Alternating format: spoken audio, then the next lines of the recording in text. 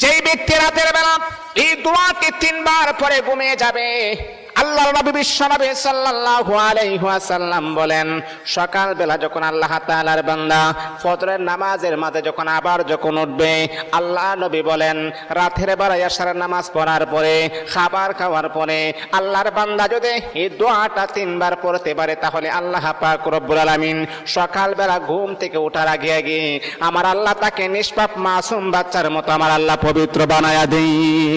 দোয়াটা সবাই আমরা জানি, আমরা সবাই কিন্তু দোয়াটা জানি, কিন্তু আমরা আমল করি না। দোয়াটা হলো আস্তাগফিরুল্লাহাল্লাযী লা ইলাহা ইল্লা হুয়াল হাইয়ুল কাইয়্যুম ওয়া আতুবু ইলাইহি লা হাওলা ওয়ালা কুওয়াতা ইল্লা বিল্লাহিল আলিয়্যিল আযীম।